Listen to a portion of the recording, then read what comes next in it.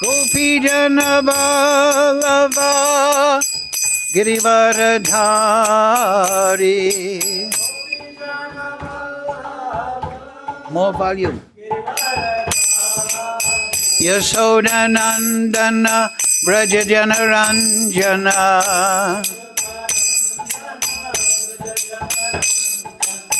Yasoda Nandana Braja Jana Ranjana.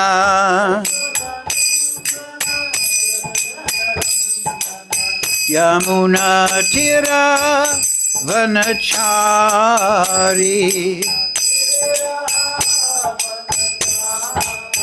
Yamuna Tira Vanachari.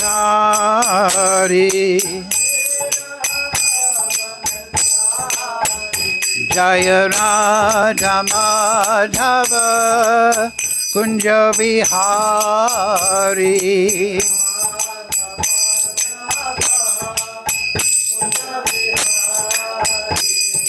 Gopi Jana Vallabha Girivaradhari.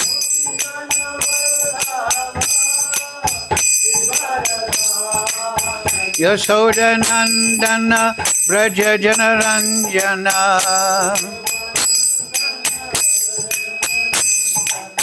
Yasoda Nandana Braja Jana Ranjana.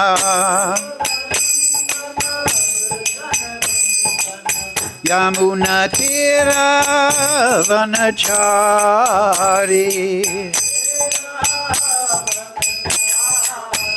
Jaya Radha Madhava Kunja Vihari.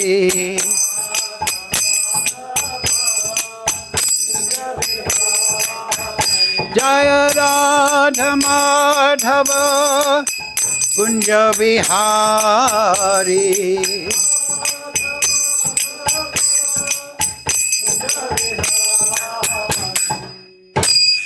Srila Prabhupada ki jai. Harinam Sankirtana ki jai. Om Namo Bhagavate. Oh, sorry.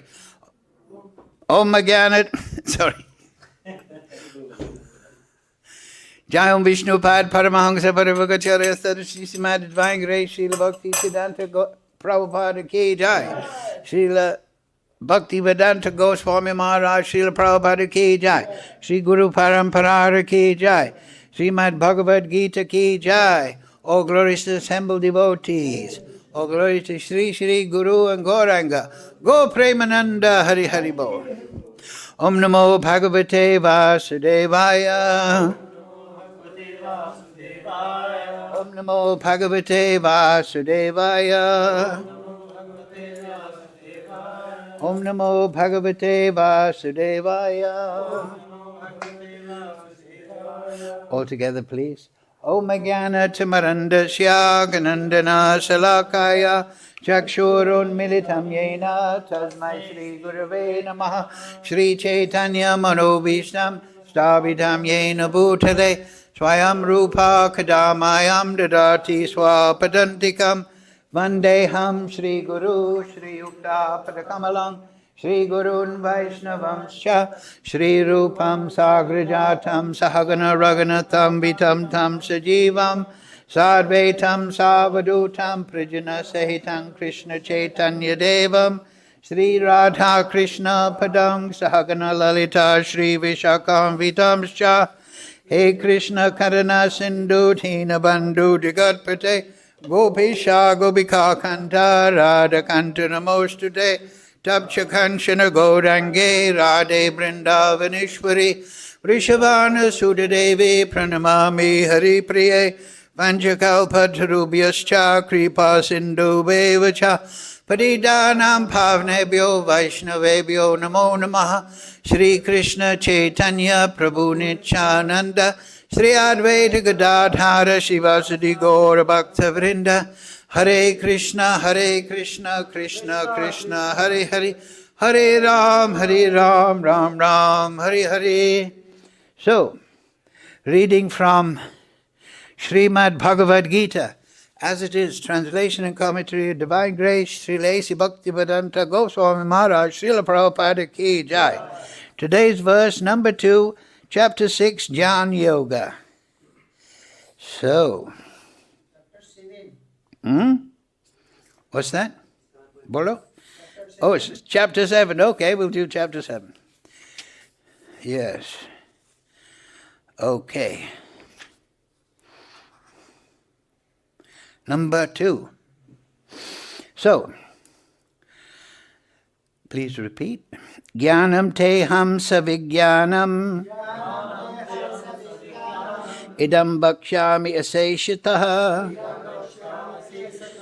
yajyatva neho bhuyaj jatavyam avasishyate jnanam te ham savijnanam idam bhakshami aseshitaha yagyatva neha bhuyaho yatva yam avavishtate. Okay, try and do. Nam te ham vijnanam idam bhakshami asesata jatyatva neha bhuyanya yatavyam avasisyate. Jnanam te ham savijnanam idam vakshami asheshatah yajyatva neha bhuyonya jatavyam avasishyate. Jnanam te ham savijnanam idam vachyam asesatah yajgatva neha bhuyo anyaj gyatavyam avasisyate. Jnanam te ham savijnanam idam vakshyamase satah yajñatva neha bhuyonyat jnatavyam avasisyate.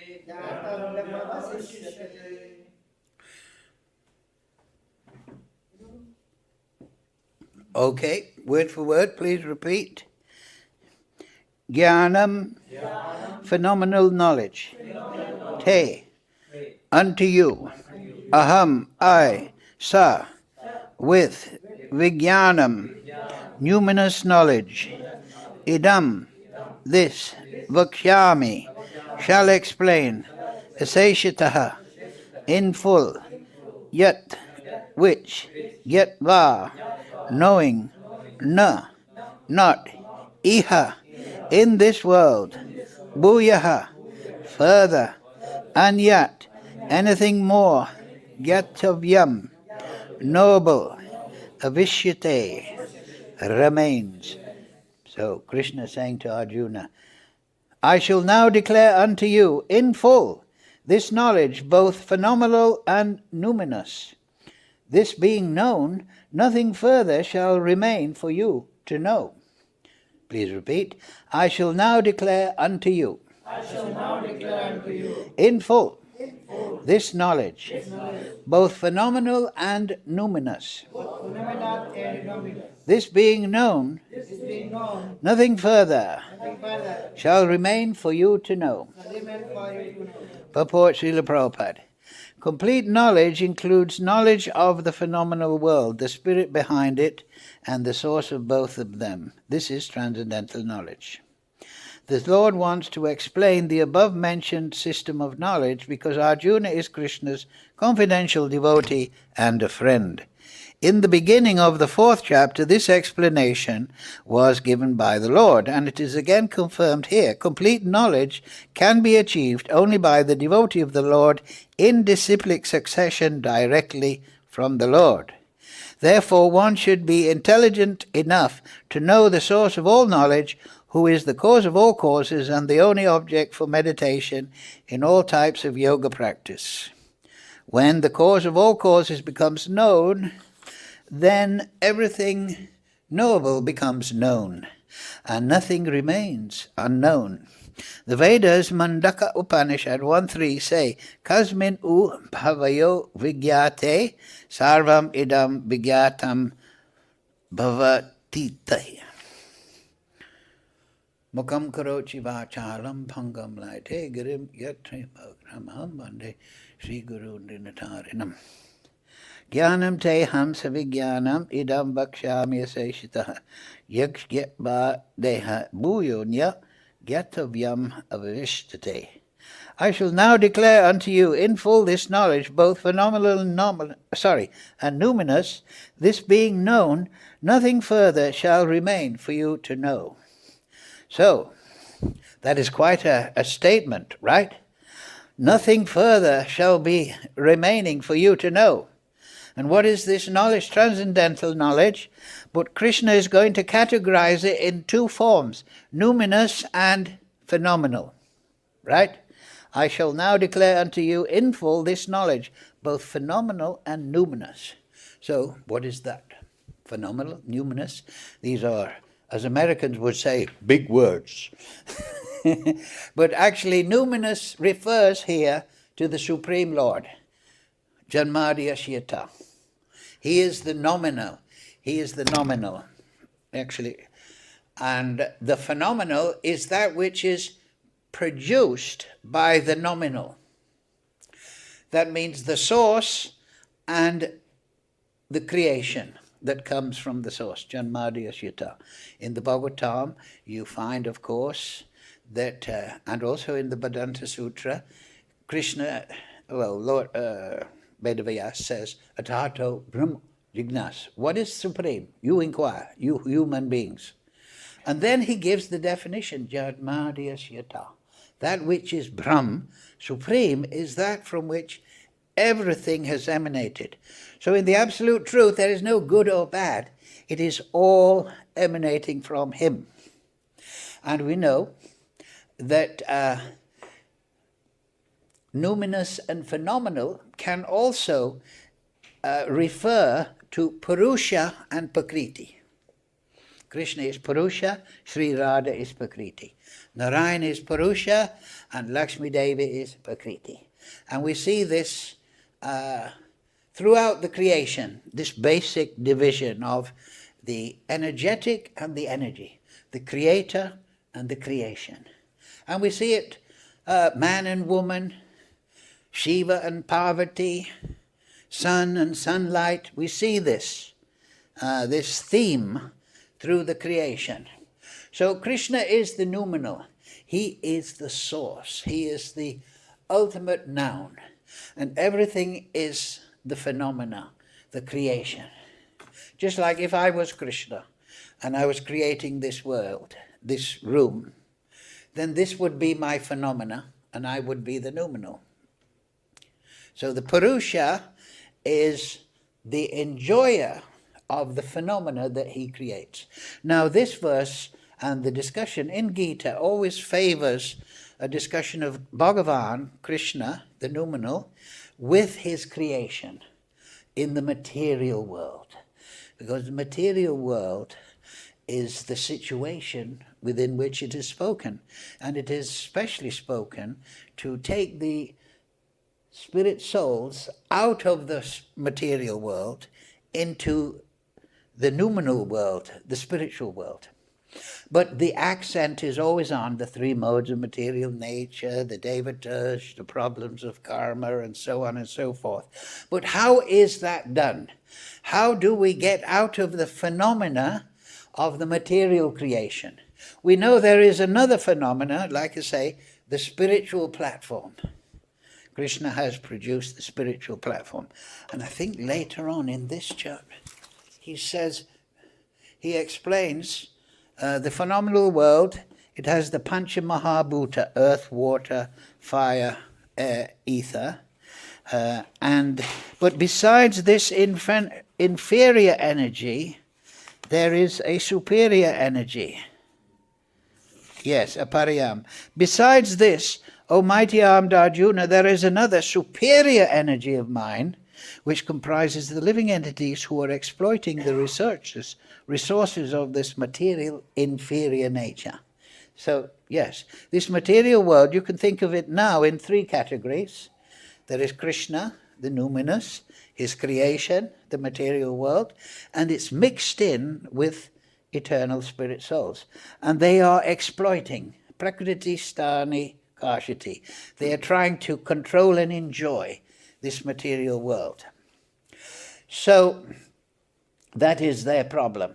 Instead of serving Krishna, they're serving themselves. Instead of ceaselessly serving Krishna in bhava and prem, they're ceaselessly serving themselves for sensual enjoyment, mental and sensual, for themselves and their extended family members, society, thoughts, ideas. So this is also, we can also look at this division in another way, and that is a philosophical way. What is that? Yes, relative and absolute knowledge. You've heard of relative knowledge and absolute knowledge. So absolute knowledge means from the point of view of Krishna. Relative knowledge is knowledge that is perceived from the point of view of the individual jiva. For example, if I've given this example before, but if I go to the North Pole and I sit there on the North Pole, I thought, oh, it's very cold. And then a polar bear, friendly one, comes and sits next to me, and I say, whoa, cold today. He says, no, this is summer. It's warm today. Why do you say it's cold? You should come here in winter. No, there's no sun, everything. It's much colder. It's warm today. Why are you saying it's cold? Well, that's from my point of view. Relative to me, I'm interpreting it as cold. He's interpreting it as warm from his point of view. For two people, they go to a football match. It's Tottenham and Arsenal. One is a Tottenham supporter and an Arsenal supporter. And they're friends, maybe. I don't know. Football supporters, they're different. So anyway, Arsenal win. So the Tottenham supporter says, oh, that was a terrible game. I didn't enjoy that.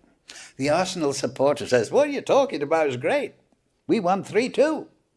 So relative to him, he's happy. The Tottenham supporter is unhappy. It's relative. But that is the material world. We're trying to exploit, not you, your devotees, but the materially conditioned prakriti stani kashati, even though they are angsa, part of Krishna, they're trying to enjoy, but they're struggling with the material nature. Why are they struggling? Because everything is temporary. So whatever you achieve, whatever you aim to achieve or grasp, it's all sand in the wind. It's castles made of sand. And time will come in. The children, they build sand castles on the beach. And then the tide comes in and it's all gone. So everything in this material world, now we think about Mona Lisa is beautiful, Beethoven, Tchaikovsky, they made all these great music. Jimi Hendrix was a great guitarist. There is so many great buildings. Look at the Taj Mahal. It's all going to be dissolved. Krishna says, Kalosmi aham, I am time. I am the ruler of this world and I am the destroyer. Time destroys, changes everything. So there's no satisfaction in a changing environment because we are eternal. So the phenomenal world is like that. It's always in change, it's in flux. ISKCON is changed from the beginning, Israel is changing, America is changing, Russia is changing, the water, the atmosphere, the climate is changing, everything is changing, and everyone is nervous. Somebody moves into the house next door, new, and you think, oh, I don't like the look of them. The people that lived there were better before. So we're always judging everything relative to ourselves. And when events happen, we judge it. oh, I don't agree what was going on in the Middle East. I think those people should be left alone and those bad. And another person said, no, these person are bad and these are good.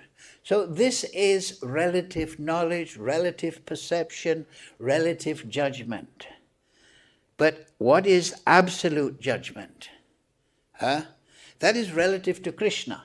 And the great rishis and sadhus and Vedavyas and the Sapta rishis and the great realized devotees, they see things from the point of view of the absolute. Why is that? Because Prabhupada explains that a liberated devotee who's free of bodily and mental conditioning, who is united with Krishna, Shraddhavam Bhajate Yomam, who is Antaratma, who is seeing Krishna within, whose consciousness is flowing to Krishna through bhava, his consciousness mixes with Krishna. This is actually what Prabhupada says. Just like these lights, the light from them mixes. So the rishi, the liberated soul, the Mahabhagavat, the Uttamadhikari, the Prem Bhakta, their consciousness is in union with Krishna. So they're in union with the Absolute. So they view and they get intuition and teaching and direct instruction from Krishna in all circumstances, and they produced all great spiritual revelation, just like we can see recently. Bhaktivinoda Thakur wrote all incredible books and songs and bhajans, things that we can't imagine. Bhaktisiddhanta wrote, and he exhibited great power. Srila Prabhupada produced so much in 9 years. Books, temples, hundreds of temples, thousands of devotees, translation, commentary, guidance, meetings, everything. How? They're on the absolute platform.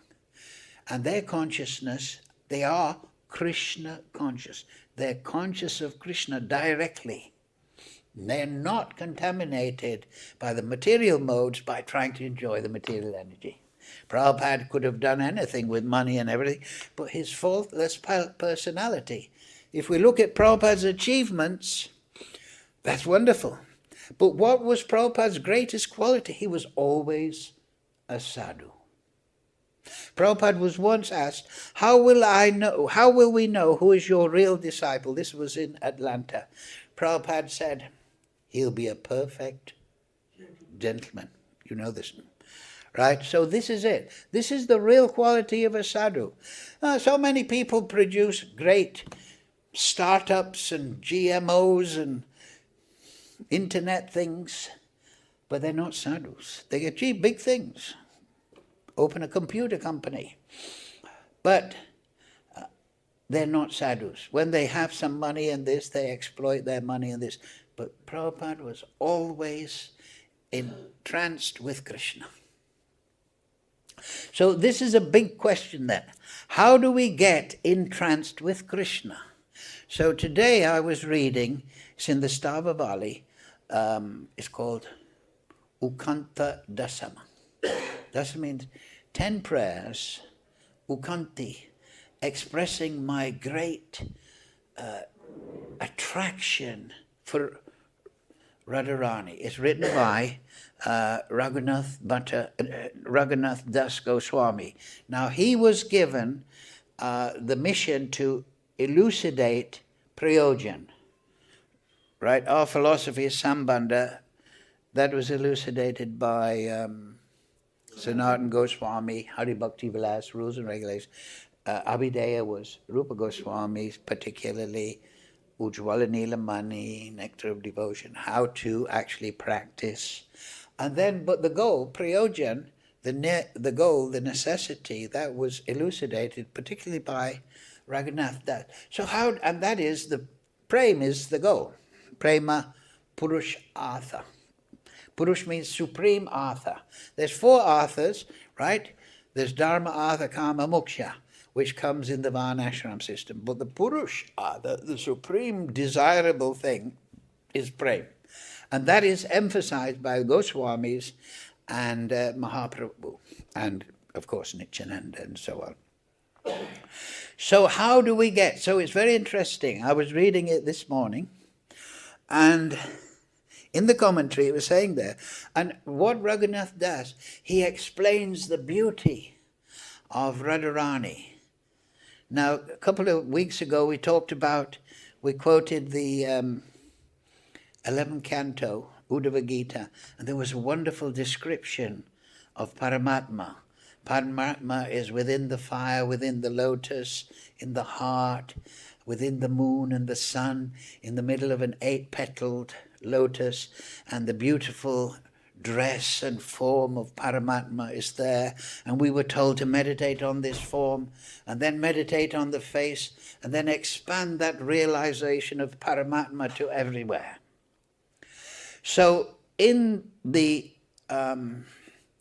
Udkanta Dasakam, Raghunath Das gives 10 prayers, and Ukanta means the great desire, anxiety. And what's his anxiety? His anxiety is to become the servant of Srimati Radharani. So in the commentary it says that you can become the servant of Radharani by Ukanta, right? We know this story. Bhaktivinoda Thakur said, Lord Chaitanya has opened a marketplace and he's giving away. He's selling the holy name. How do you get the holy name? By lolam. You can only purchase by desire. We should desire perfection. So, what is the impetus for a sadhaka, or even a prem bhakta, a bhava bhakta, to desire to serve Radharani? So the comment, Radharani is described, just like Paramatma described in the Uddhava Gita, as wondrously beautiful, with charm and beauty and form and dress and sweetness. And Raghunath Das says, I'm entranced by your beauty and I just want to serve you. So that is the impetus. Krishna Bhagavan has 6 divisions of opulences, right? Fame, knowledge, opulence, power, renunciation, Shakti, and then in the face, manifest beauty. So, just like that, when it's described that we should meditate on Paramatma, the beautiful face of Paramatma, and expand that. So that is how we become ukanta, attracted, by perceiving the beauty of Krishna. So Krishna is the reservoir of all beauty. So to go beyond the material world, yes, we want to become attracted to Krishna. But the acharyas, here Raghunath Das, they are explaining that if we want to get that ukanta, that lolam, that desire to go to Krishna Loka, to be Krishna's intimate servants with Radharani and Balaram and Mother Yashoda, one of the keys, or perhaps the highest key, is the realization, the meditation on the beauty of Radha and Krishna. And that is there in the discussion with Raghunath Bhatta Goswami. So this is very important. And then once that realization is there, then we see from the absolute platform. Right? We don't see from the relative platform. Oh, I like this football team, I like that. Oh, I like this political idea, I don't like this. I like this person, I don't like this. I like this food, I don't like this. Huh? This is the material, phenomenal interaction of the conditioned souls. But the rishi, like in our society, something happens and everyone's got an opinion. But Krishna, Prabhupada, rishis, sadhus, liberated souls, they see in a different way. And that is the qualification of Guru. Why? What is it? Prabhupada refers to in purport, right? Tadvidi pratipatena pariprashnena sevaya upadekshati te ganam jnananas tatvadashina. Prabhupada mentions the Guru. The Guru is who? Tatvadashina. Tattva, the absolute truth, darshana. He's seen the absolute, he's perceiving, and how his consciousness is entranced. Because he's seen the beauty, the power, the glory, the opulence, the fame, the fortune, but his heart is entranced. So Krishna is a reservoir of all Shakti, yes. But the Shakti has unlimited types and aspects of Shakti. But the aspect of beauty is the one that entrances the soul. So this is very important for our sadhaka, your devotees, and we should meditate on the beauty. And that is in the discussion, like I say, Raghunath Das with, Ramananda Roy with Lord Chaitanya. They go through all the different levels of bhakti, and then ultimately Ramananda says, Prema Vaivarta. He goes through Varnashram, Yad Karoshi, you're all experienced devotees. And then at the end, he talks about the Leela between Radha and Krishna. And then he talks about Prema Vaivarta. And Lord Chaitanya says, don't speak any further. So this is the highest aspect of aspiration and meditation. What is Prema Vaivarta? Prem means, Krishna Prem, unselfish love. So Radha has unselfish love for Krishna, and Krishna has unselfish love for Radha. And Vaivarta means changes or fluctuations. Radha and Krishna, their Leela revolves around Sambhoga and Vipralanga, meeting and separation. And when they're together, or when they're separate, they are exchanging loving glances. When they are on the Julan, or when they're listening to music played by the Astashaki, whatever the Leela is in their intimate pastimes, Nikunjayu no Ratikelis, they are exchanging loving glances. That is Prema Vaivarta. So that is the highest aspect of the beauty of Radha and Krishna. And that is particularly, you find in the Shastra, there in the conversation, that is the highest meditation. Like so we see Radha Shamsundar, but we shouldn't just see statues. We should try to see the mood, the presence of Radha and Krishna. And then we should try to pray to have some understanding of the interchange between Radha and Krishna. We should try to pick up not just the physical sight of the motifs, but we should try to find the subtle spiritual aspect.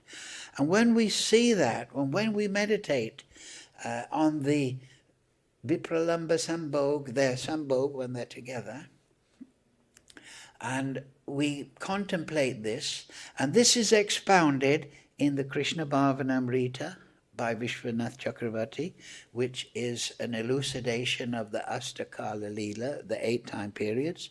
It's also in the Govinda Leela Amrita by Krishna Das Kaviraj. It's also in the Sanat Kumar Samhita, where Lord Shiva instructs Narada, and he says, Narada, you should contemplate of yourself in this way, and you should meditate on these Astakala Leela, this Vipralamba Sambhog of Radha and Krishna, and you should see this.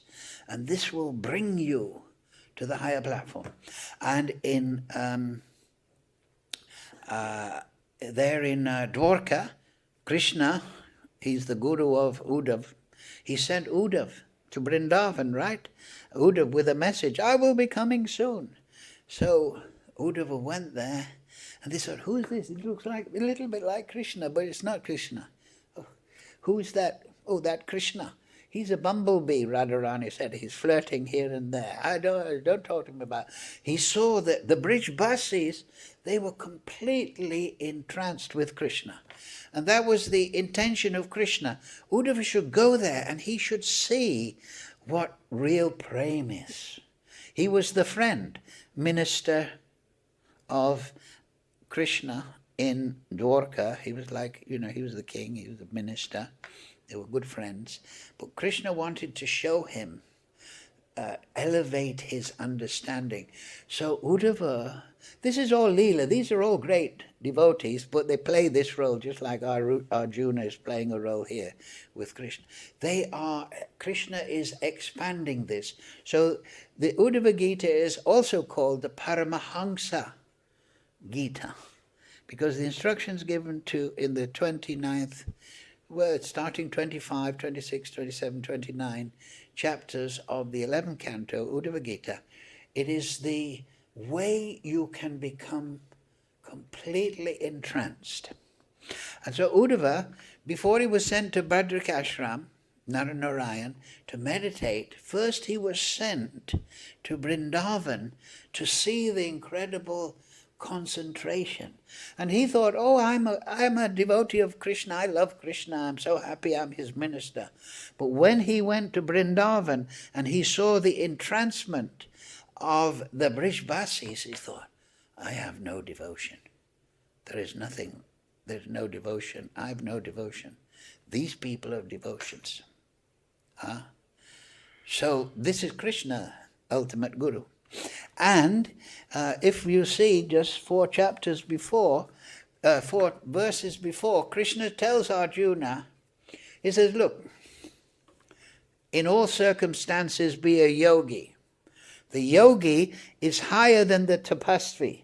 The yogi is higher than the jnani, higher than the karmi. The karmi or the karma yogi, he's concentrated on his physical abilities and he's serving in that mood. A jnani is doing yoga, I'm learning about the absolute truth. The yogi, the Astanga yogi is trying to do Kaivalya, he's meditating on Paramatma, the Supreme Spirit, he's trying to get unity in that way. And there's Tapasva, Krishna. And then Krishna says, Yoginam mapi sarvesham madgatena antaratmana shradavam bhaditayo mam same yukta. He says, those though that are united me with Shradavan, who are meditating upon me, antarmuk, who are within their heart, they're seeing me, they're meditating upon me.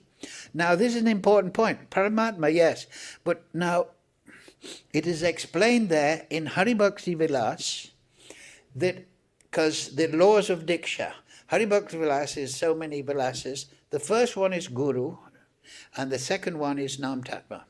So it explains, Rupa Goswami says that if you want to be successful in bhakti, you should find a Guru, surrender to Guru, take Diksha, then follow his instructions. First 3, that they're very important.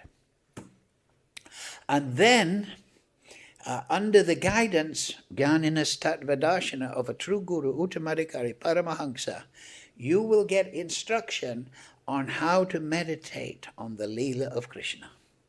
First of all, we have to get Siddhanta.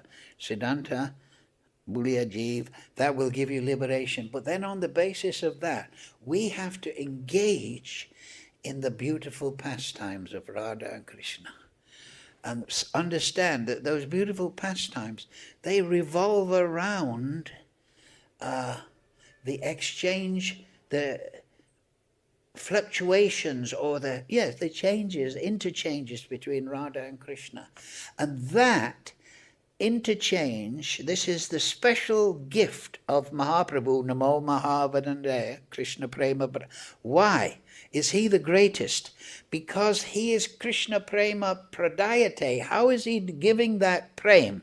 He's giving that prem by emphasizing the beautiful pastimes of Radha and Krishna as the highest aspect of the absolute truth.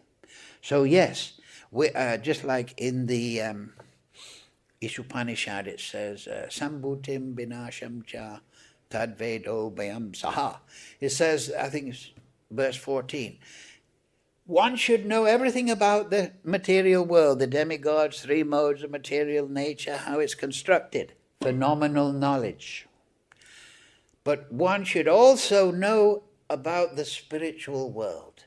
One should know about the Astakala Leela. We should know about the different rasa, shanta, sakya, vatsalya, madhurya. We should know that. And we should know how these different rasas interchange. And we should become absorbed in that beauty.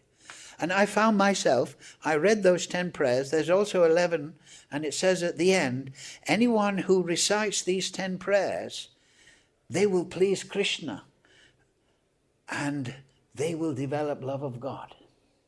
So this is a very important point. Yes, we can come to ISKCON and learn the slokas, and it's a very nice society, and become vegetarian and eat prasadam, but we must we should know what the ladder is. The ladder is that we want to understand the noumenal, the pastimes of the noumenal in the spiritual world. Yes, Krishna is everything. Matak parataram nanyad, we'll see this later. Everything is resting upon me. But we want to understand the material world. That will give us liberation, detachment. It's a place of birth, death, old age, disease, kalosmeyaham. It's ruled by time. Everything is temporary. That will give us detachment. Then we must meditate on the pastimes, and therefore the Srimad Bhagavatam is there. And therefore Prabhupada writes in the Krishna book, he says, if you want to know the pastimes of Radha and Krishna, you can read Krishna Bhavanamrita. Prabhupada writes that. Sometimes devotees say, oh no, that's too advanced. They're chanting 50 years and they haven't read Krishna Bhavanamrita. You're going to die in 10, 15 years and you're just thinking, oh, the material world's bad. No, you should be progressing into this perception of the noumenal. This is what is going to happen. Now, the middle 6 chapters is the exposition of Krishna, bhakti. This is called knowledge of the Absolute. And then attaining the Supreme. And then 9th chapter, secret knowledge. Then the 10th canto, the opulence of the Supreme. Right? And then the universal form. And the 12th chapter is bhakti. It is all about this. Going from phenomenal knowledge to the noumenal knowledge, the spiritual world. And so yes, Krishna is everything, but we don't meditate on this microphone stand as Krishna. Yes, it is Krishna's energy, but we want to meditate on Krishna in Vaikuntha, in Krishna in Goloka, Krishna in Haridam, Krishna in his Leela with the Brijvasis. This is our meditation. So we must be very careful about this. Because I know many devotees, they come along, it's very nice and it's gone, they do this and they work very hard. But you ask them, do you know the names of the Astashakis? No. How long have you been a devotee? Oh, 40 years. You don't know anything more than Lalita and Vishaka? No. So, you understand. You see the point. They're not progressing to understand the noumenal, and this is the important point. Krishna is saying, I'm going to give you this noumenal knowledge, which is none different from me, the spiritual world, with attaining the Supreme, the opulences of the Supreme, Bhakti Yoga, my opulences, I am everything in this material world, and yet I am above it. Everything's resting on me. So what is that? Tad Vedo Bhayam Saha. You should know both. First understand the material world, then you become liberated. Then, Krishna book. So Prabhupada, before he got to the 10th canto, or other, he wrote Krishna book, right? He translated commentary, 1st, 2nd canto, and then he decided, now I'm going to write Krishna book. He summarized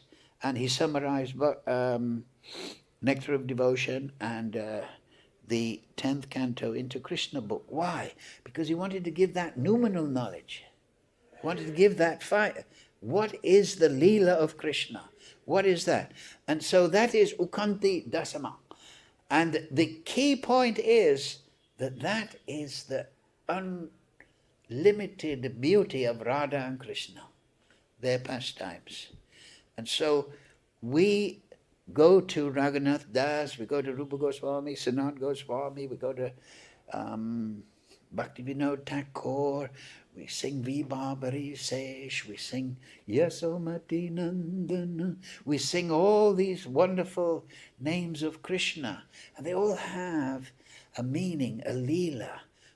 That is what we must cultivate to achieve Lolam, Ukanta, the desire. And once we have the desire, Krishna will give us. Because Eko Yoda Dadati Kama, right? Nityo Nityanam Chetanas Chetanam. There is the Supreme Lord, and He is the Eternal, Supreme Eternal, the Supreme Conscious Being, and we are little conscious beings. And Eko Yoda Dadati, that Supreme Conscious Being is fulfilling the desires of all the living entities. So this is noumenal knowledge. We may look at this material world and think this is happening, that's happening, this shouldn't happen, and this mistake is being done by this committee and this and that, I have got this opinion. But actually, what is the noumenal? What is the absolute point of view? That is the territory or the consciousness of these great sages who are entranced. And how have they become entranced with the supreme absolute truth? How have they become absolute? By the beauty. The beauty of the absolute truth. The transcendental, eternal, expanding beauty of the absolute truth. And so that is the highest noumenal knowledge. It is noumenal that, the Purusha and Prakriti in the transcendental world, to understand that beauty, their interchange, then the attraction for the material world that we're all troubled with fades away. And gradually, by the grace of Krishna and by chanting Hare Krishna, Krishna Krishna, Hare Hare, Hare Ram, Ram Ram, Hare Hare, by keeping this in our mind and focusing on that transcendental leela, then we will desire.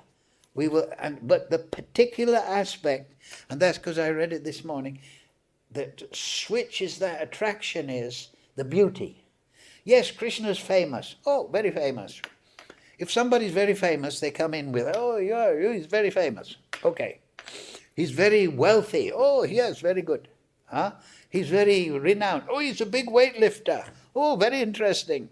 But if somebody comes, or a girl, or Miss Universe, or a handsome man, that is, right? Sometimes, even in this material world, now you're older, but when you're younger, you see a girl and, I fall in love at first sight, right? Is it not? Right? You know?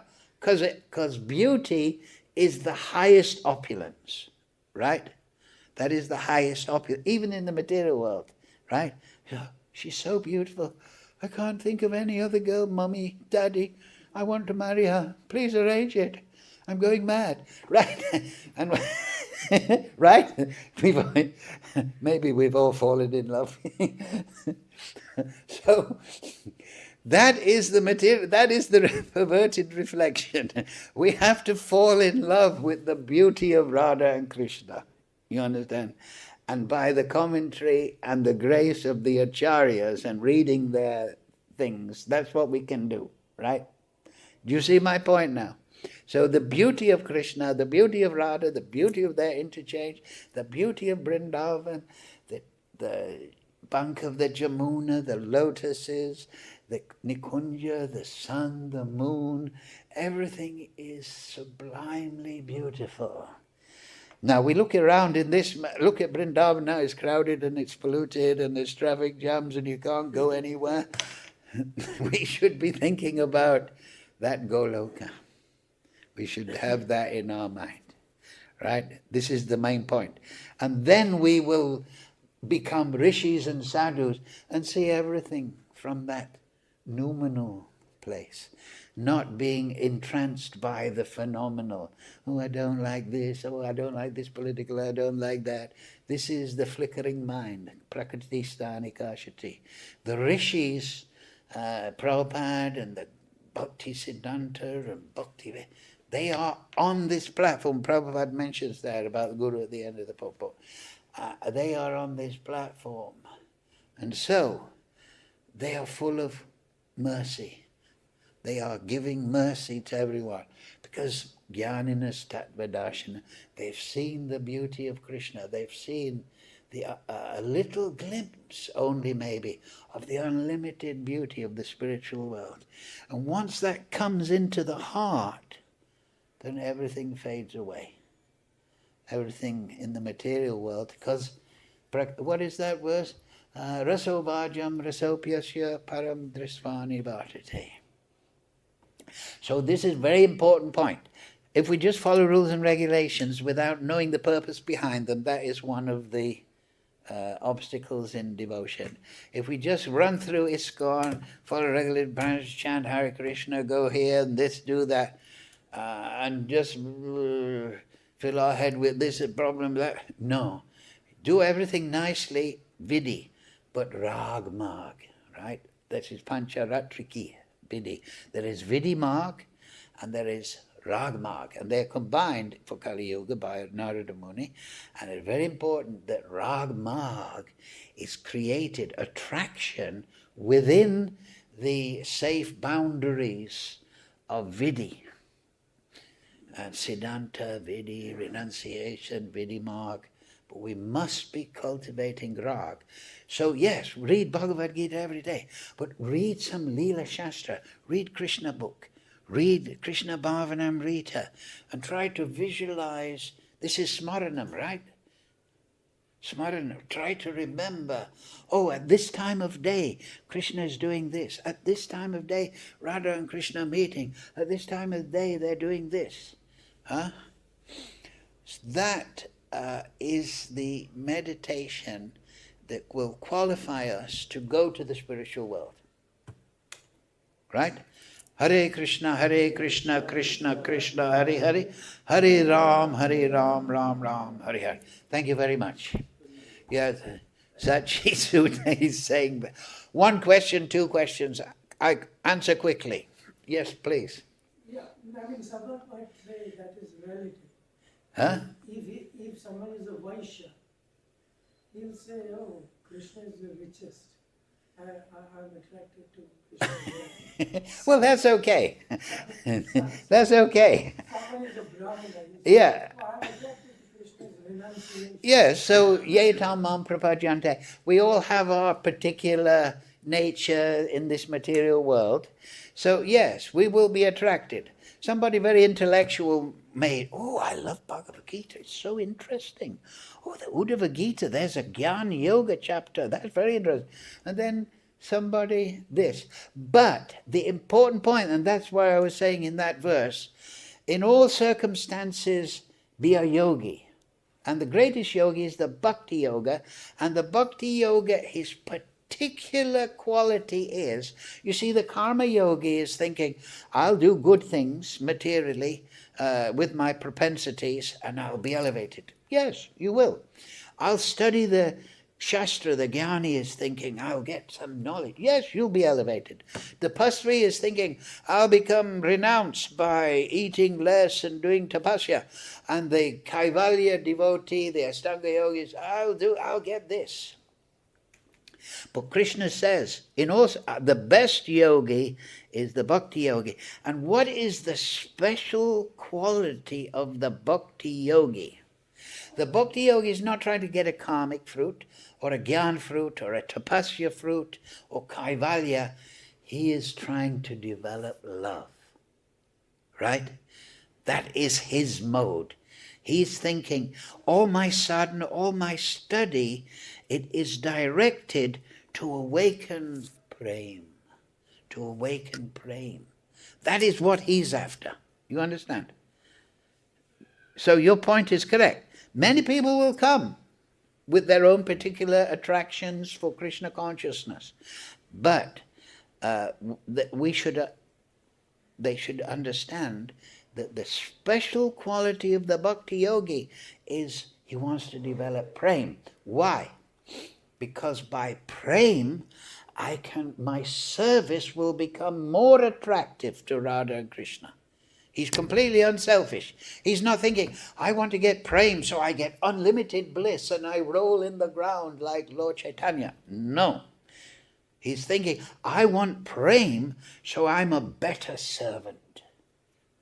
My service will be better when I have more love. So I'm cultivating love so that my service is more attractive. You see? So he's understood that prem is unselfish, but when I get prem, it'll make me more unselfish and I'll be more pleasing to the beloved. And that's in that Ukanta Dasakam.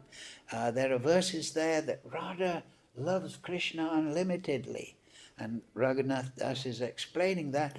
And then Krishna is loving Radha unlimitedly. They're unlimitedly loving each other. So that is the focus of the Bhakti Yoga.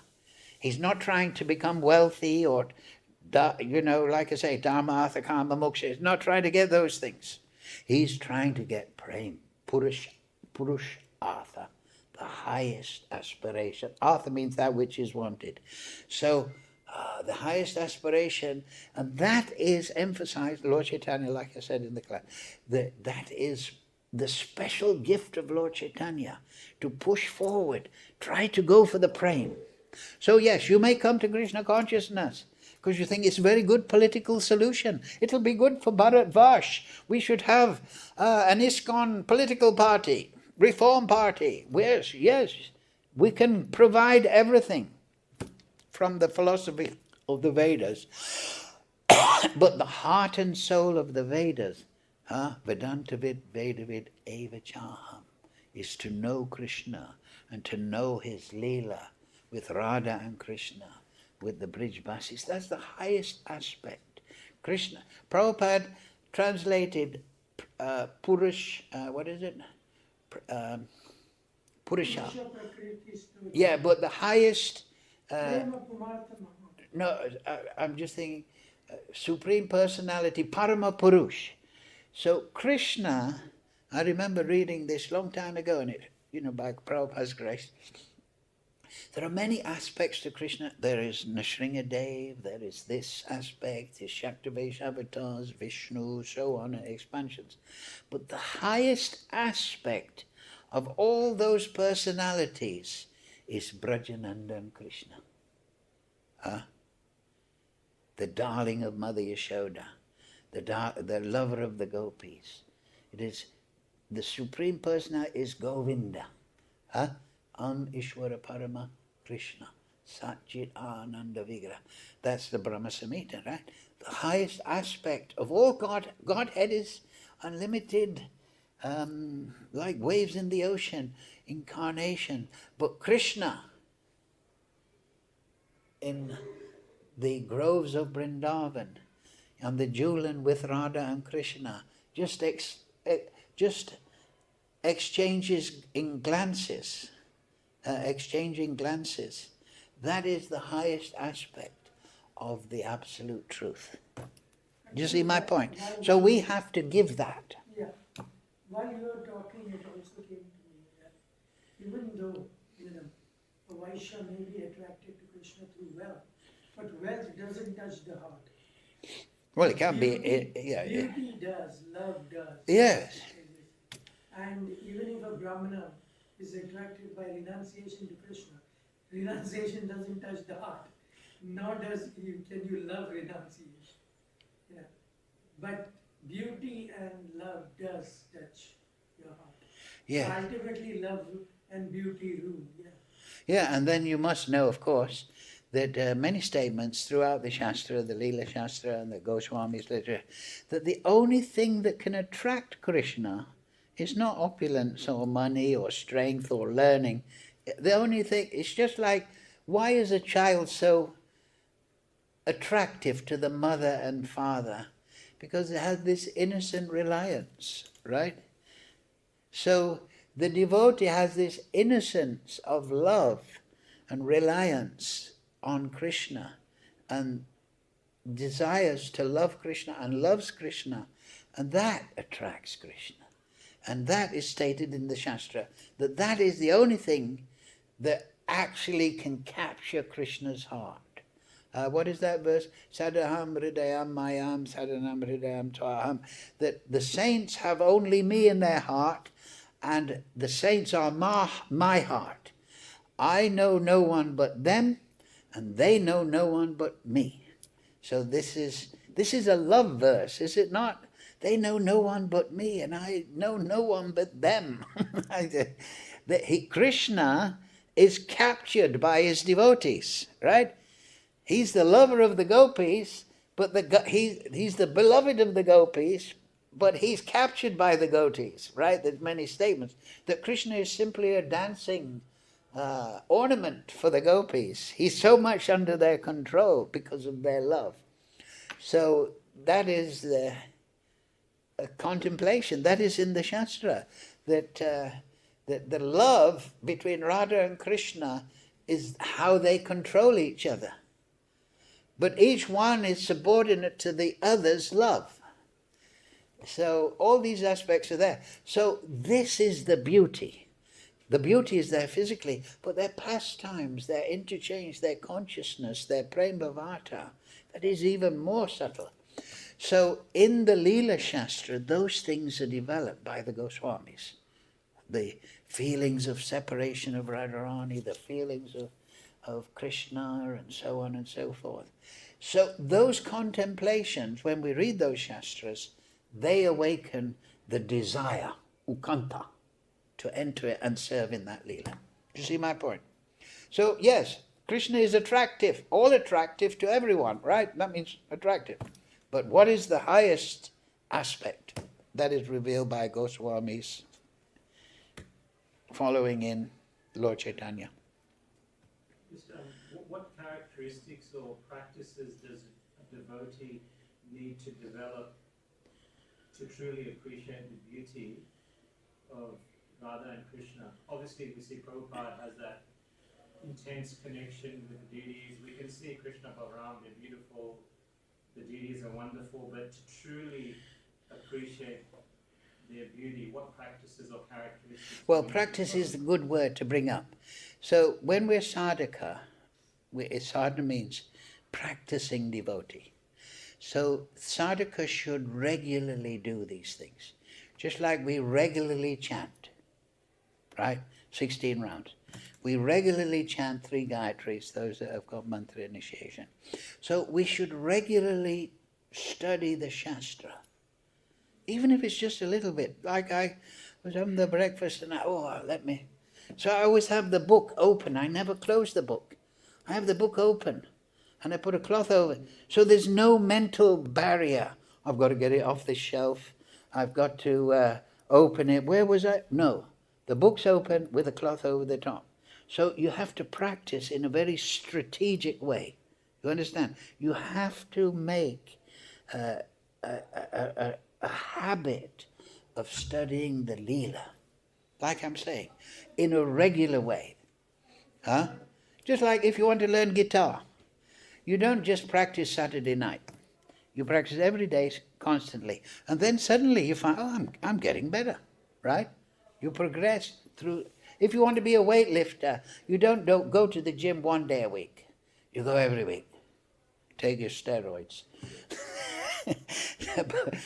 Don't take your steroids. No, so regularization, that is the best thing. Regular. And at the same time, there's in the Shastra, the highest devotion, pramanas tad acharas tad abhyasa nirantaram bodhyan atma atmanam bhaktim apyutamam labet.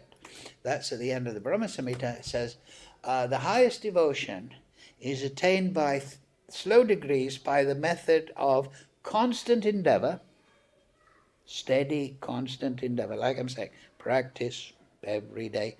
If you fall off the bicycle one day, you get back on the bicycle the next day. Constant endeavor with the help of 3 things. Pramana, that means shastric evidence. Shastric and acharya commentary exposition. Pramana. Sad acharais, That means sad means good behavior, eternal behavior, like we have in the Ohe Vaishnav Thakur. Chaya Bega Domi, Chaya Dosha Shuddhi, Chaya Guna Desa, Teya Sats. These items that are described in Nectar of Devotion and throughout Shastra, a devotee should try to be a holy man. Like I said at the beginning of class, my mother said, we should try to be holy and do good for others. So you can study Shastra Pramana, very good. But if you're a rumour-monger or you're nasty or unkind in general, that will slow you down. I'm not saying you, one will be slowed down. But we must try to cultivate good character. And kind and tolerant, Trinada peace. That's the second one. And the fourth one is Tadabhyasa Nirantaram. It should be a constant application. It's not just we go to church on Sunday. You understand? And then the rest of the week we're cheating everyone on the stock market. That won't be good. You have to live a pure life, and you have to arrange your life so that you're always doing something for Krishna. Yad karosi yadanosi. Everything you're doing, you're offering it to Krishna. A constant. Because in the material world, people are constant in their endeavor to get money or a house or a woman or societal, but they're constantly executing their plan to enjoy. The devotee is constantly executing his plan to develop Krishna Prem. You understand? He's doing that from morning to night. So he's living a life with that constant endeavor. The materialist is constantly endeavoring. Right? He gets up in the morning, he's a student, I've got to go to college, I've got to pass this degree, I've got to do this, I've got to qualify, then I've got to get a house, then I've got to get a wife, then I'm doing this, I'm doing that. He's constantly meditating on how to make it in the material world. And the television and society is telling him, then you're a success. If you get a good wife, a good house, and well, nowadays the Rakshasas are trying to break marriage, there's all this Rakshasas in charge of human society. But in the old days, if a man had a wife and money, I'm enjoying. But no, the devotee is thinking, I will do those things, but I will integrate it in my sadhana. And I will have the aim. If I have the aim of going back to Krishna Loka, of developing Krishna Prem, then I'm not ceaselessly trying to enjoy the material world. I'm integrating everything in my final. Just like if I want to go to Navadvip, then I will make a plan where to buy the ticket, where to do this, because my final point is I want to go to Navadvip. So everything becomes integrated. This is the good season to go. I'll go with a friend. When I book the ticket, I've got to get the money. Maybe I can get a hotel. Where shall I stay? Everything is directed in that way. Because in the mind is one idea. I want to go to Navadvip for Gaurapanim. So everything, my mind is serving that goal.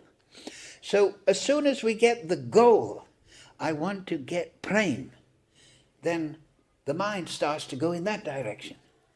And it's supported by Krishna. Eko yadadar, he fulfills the desires. So we supply the desire.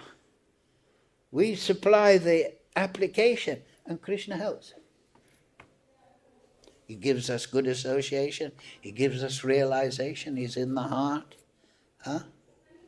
You see? So we are, Lolam, we have to cultivate the desire. And like I say, cultivate the desire very nicely. All the acharyas, Raghunath Das, Prema, is by seeing the beauty of the spiritual world. And there's nothing higher than beauty, is there, right? There's nothing higher, right? If somebody's very intellectual, say an intellectual woman comes in here, we think, yeah, she's nice. talks too much. But, but sorry, ladies, don't take offense. But if a beautiful woman comes in here, we think, oh my God, right? The mind cancels, right? So beauty is the highest potency of Godhead, you can say in that way.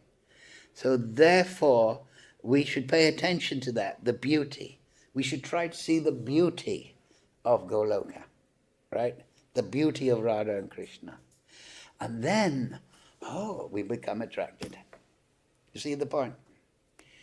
So, Sachi wants to have a paratha. Okay, we've cancelled now.